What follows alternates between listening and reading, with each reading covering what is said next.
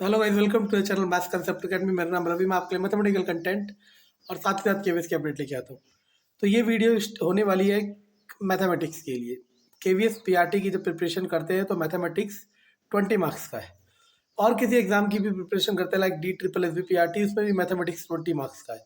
अगर आप SSC CGL या एसएससी की प्रिपरेशन करते हैं तो वहाँ इसकी वेटेज ज़्यादा हो जाती है। तो मैंने अपने एक्सपीरियंस से जो सीखा वो मैं आपके साथ शेयर कर रहा हूँ, लेकिन मुझे पता है इस एक्सपीरियंस की कोई वैल्यू नहीं है। वैल्यू किसकी है कि एक बड़ी ब्रांडिंग वाला कुछ कह दे कि बेटा ये रहा छेद, इसमें मैथ्स की कुंजी है और देख लो, आप सब देखोगे, ठीक है ना। तो अब सुनो मैं क्या कह रहा हूँ। बहुत चीज़ें शेयर करूंगा मैथमेटिक्स के बारे में, हो सकता है आपके सारे डाउट क्लियर हो जाए, और नहीं भी होंगे तो आप मुझसे पूछ सकते हैं, मैं उस डाउट को क्लियर करूंगा। तो पहली बात तो ये कि सब यही कहते हैं कि सर मैं केवीएस पीआरटी को सेंटर पे रखता हूँ, कि सर केवीएस पीआरटी के लिए मैथमेटिक्स 20 मार्क्स की हम कैसे प्रिपेयर करें। तो देखो, पहले भी बता चुका हूँ कि इसमें आपका एनसीईआरटी पोर्शन है क्लास 9th 10th का, मतलब 10th तक की मैथमेटिक्स के कुछ चैप्टर्स है जो कि मैं पहले ही मार्क करा चुका हूँ। आप उससे कवर कर सकते हैं, पता है तो बहुत अच्छी बात है। दूसरी बात, एक्चुअल क्या होता है, कभी कभी ना हमारे पास गलत डायरेक्शन, हमारे अंदर पूरी काबिलियत है, स्टूडेंट के अंदर पूरी काबिलियत है और वो पूरी मेहनत कर रहा है, लेकिन फिर भी फेलियर मिल रहा है। उसकी वजह हो जाती है कि गलत डायरेक्शन। अब मानो एक बच्चा केवीएस पीआरटी की तैयारी कर रहा है और वो मैथमेटिक्स के लिए आईबीपीएस पीओ, एसबीआई पीओ या फिर बैंकिंग के क्वेश्चन लगा रहा है, तो वो उसके लिए बेकार चीज़ है, क्योंकि बैंकिंग में मैथमेटिक्स का लेवल अलग होता है, वहाँ क्वेश्चंस का लेवल अलग होता है। तो पीओ लेवल के क्वेश्चन मैथमेटिक्स के केवीएस पीआरटी के लिए करना बिल्कुल गलत डायरेक्शन है। तो आप चाहते हो कि पेपर में आने वाला question compound interest, simple interest का आप मिस ना करें, तब आप बैंकिंग पीओ वाले सेक्शन में जा सकते हो। क्यों? क्योंकि वहाँ पे इंटरेस्ट वाले क्वेश्चन बहुत क्लासिक होते हैं, बहुत ज़्यादा। लेकिन बैंकिंग के पेपर की एक खासियत ये होती है कि इसमें जो न्यूमेरिकल कैलकुलेशन होती है वो बहुत ज़्यादा होती है, लेकिन आपका जो पेपर आएगा उसमें न्यूमेरिकल कैलकुलेशन उतनी ज़्यादा नहीं होगी, क्योंकि बैंकिंग एक अलग फॉर्मेट का पेपर और ये एक अलग फॉर्मेट का पेपर है। तो अब क्वेश्चन यही आता है कि हम मैथ्स की प्रिपरेशन कहाँ से करें, ठीक है ना। अगर आपने, देखो वैसे तो मानोगे नहीं, मुझे पता है, क्योंकि बड़ी ब्रांडिंग नहीं है, ठीक है ना, लेकिन फिर भी एक जना भी माने तो काम है। आपके 20 में से, मैं तो कह रहा हूँ 20 प्लस है 20 प्लस मतलब 20 है अगर आप मैथ में अच्छे हो, वरना एवरेज हो तो 16 से 18 नंबर का टारगेट है। कैसे? सबसे पहले तो जो मैंने चैप्टर्स मार्किंग करा रखे हैं एनसीईआरटी में वो सारे कर लो, ठीक है ना। सारी एनसीईआरटी नहीं करनी, 9th और 10th की, याद रखना। डिस्क्रिप्शन में लिंक डालूंगा, वहां से आप देख सकते हो कि कौन कौन से चैप्टर आपको करने हैं, ठीक है। दूसरी बात उसके बाद, क्योंकि ऐसा नहीं है कि सारे क्वेश्चन एनसीईआरटी से आते हैं, कुछ क्वेश्चन कंपटीशन लेवल के आते हैं जो कि गवर्नमेंट जॉब में पूछे जाते हैं। उसके लिए आप अगर करना चाहते हो तो एसएससी सीएचएसएल के क्वेश्चंस को आप अपना लेवल रख सकते हो। लेकिन फिर भी अगर कोई चाहता है कि नहीं मुझे और एडवांस चाहिए, मुझे और करना है, तो वो कर सकता है एसएससी सीजीएल प्री। मैं मेंस नहीं कह रहा, प्री, क्योंकि आप अभी नहीं समझोगे एक्चुअल में होता क्या है। जो कैलकुलेशन होती है ना क्वेश्चन में, वो उस क्वेश्चन के पेपर के हिसाब से आती है। एसएससी सीजीएल मेंस के जो क्वेश्चन होते हैं वो काफ़ी कैलकुलेटिव होते हैं, क्योंकि उनका समय भी ज़्यादा होता है और वो एक अलग फॉर्मेट है, ठीक है ना। मैंने क्या कहा, SSC CHSL pre plus NCERT जो मैंने चैप्टर्स मार्क करा रखे 9th 10th तक वो करने। और अगर बहुत ज़्यादा लगता है, मतलब अब लगता है कि इसके अलावा भी मुझे करना है, तो एसएससी सीजीएल के क्वेश्चंस कर सकते हो, लेकिन वो भी कहाँ के, प्री के, ठीक है ना। और ये करने के बाद आपका मैथ्स 16 to 18 मार्क्स 100% आएंगे, और जो मैथमेटिक्स में अच्छा है उसको 20 out of 20 मिल जाएंगे। लेकिन क्वेश्चन अभी भी एक आता है, कई बच्चे कहते हैं कि सर जब कोचिंग लगा रखी होती है, कोर्स ज्वाइन कर रखा होता है, तब हमें सब लगता है मैथ आता है, लेकिन जब वो ख़त्म हो जाता है उसके बाद, कोर्स या कोचिंग ख़त्म हो जाती है, फिर जब हम पेपर टेस्ट सीरीज देते हैं या फिर खुद क्वेश्चन करते हैं, तब हमें पता चलता है हमें नहीं आया। एक्चुअल में क्या होता है, इसका बेसिक रीज़न बताता हूँ। समझ गए तो समझना, लाइक करना, नहीं समझे तो वो है।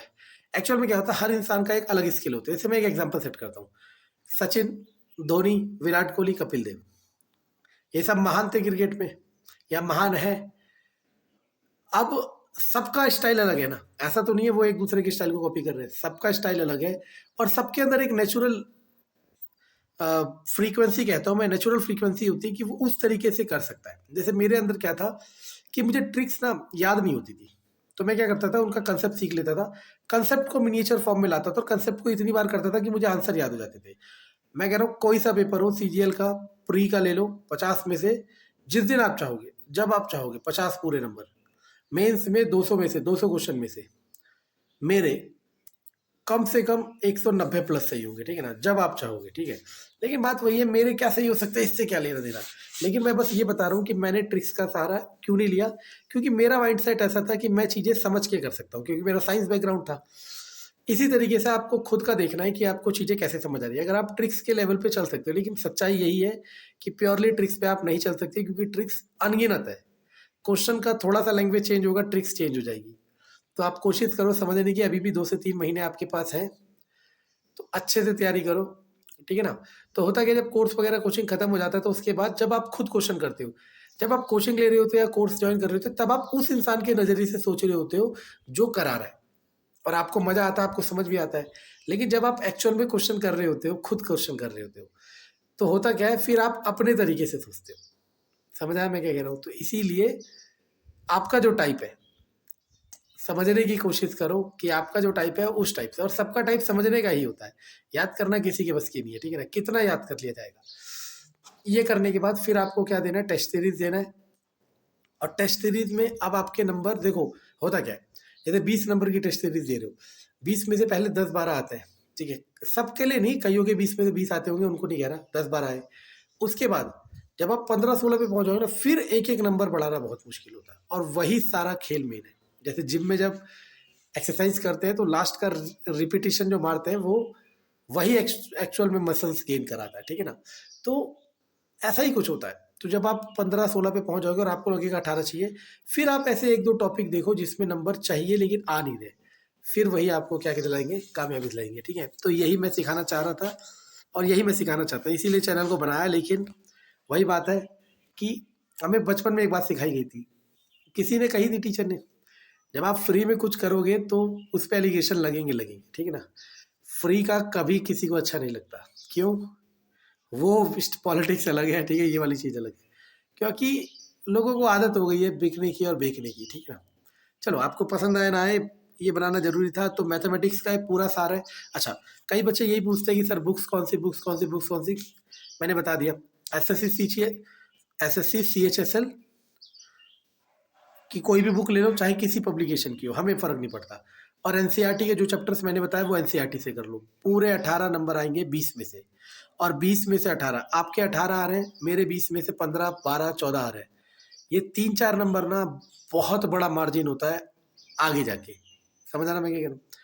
चलो, तो आई होप आप नहीं करेंगे। और मैथ्स का अगर आपको बुक चाहिए तो आप RS अग्रवाल ले सकते हो।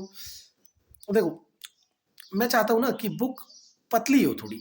पतली का मतलब है स्लिम नहीं, पतली का मतलब उसमें क्वेश्चन कम हो लेकिन सारे कंसेप्ट हो। लेकिन अब मार्केट में क्या चल रहा है, नंबर 1 की होड़ हर जगह, यहाँ पे भी वहाँ पे भी हर जगह। तो चल क्या रहा है, मानो मैंने बुक निकाली जिसपे 5000 क्वेश्चन है, अब आप निकालोगे, 5000 है इसके पास, आप कहोगे 6000 क्वेश्चन। अब आप मुझे एक चीज बताओ, कोई पेड़ है क्या जहाँ क्वेश्चन तोड़ रहे हैं? नहीं ना। क्वेश्चन हो कि लैंग्वेज चेंज कर करके क्वेश्चन बनाए जा रहे हैं। लेकिन एक टाइप का 2-3 क्वेश्चन कर लो, वो सफिशिएंट होता है। सीखने वाला 2-3 में सीख लेगा, जिसे नहीं सीख रहा वो 10,000 क्वेश्चन भी कर लेगा, फिर भी पेन पकड़ के बैठा रहेगा, ठीक है ना। तो RS अग्रवाल ले लो, राकेश यादव सर की बुक ले लो। देखो, किसी की ले लो, मैं तो नहीं कह रहा ना मेरी ले लो, जिस दिन मेरी पब्लिश होगी मैं कहूँगा ये ले लो, अभी कोई सी भी ले लो, ठीक है ना।